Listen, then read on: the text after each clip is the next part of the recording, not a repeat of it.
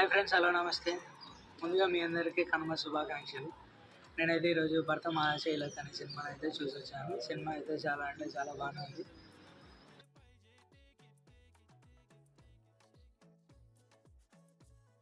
అందరూ చెప్పిన విధంగా ఫుల్ ఎంటర్టైన్మెంట్ ఉంటుంది అని చెప్పినారు, కానీ సినిమాలో అయితే మరీ అంత ఎంటర్టైన్మెంట్ టాపిక్ ఏం లేదు.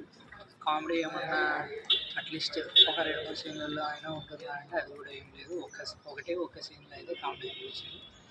సినిమా అయితే మేబీ కంపారిజన్ అయితే చేయకూడదు, కానీ వెంకటేష్ గారి సినిమా ఇంట్లో ఇల్లాలు వంటింట్లో ప్రియురాలు అనే సినిమాల మాదిరి అయితే ఉంది. హీరో వచ్చేసి వేరే అబ్రాడ్ కంట్రీకి వెళ్తాడు. అబ్రాడ్ కంట్రీలో ఒక అమ్మాయితో పేరు పెట్టుకొని మళ్ళీ ఇండియాకి వస్తాడు. ఇండియాకి వచ్చినప్పుడు తన భార్య దగ్గర ఎటువంటి సిచ్యువేషన్స్ ఫేస్ చేస్తాడు అనేటటువంటిది ఈ సినిమా. ఈ సినిమాకి అయితే మీరు పెద్ద ఎక్స్పెక్టేషన్స్ అయితే ఏం పెట్టుకోకండి.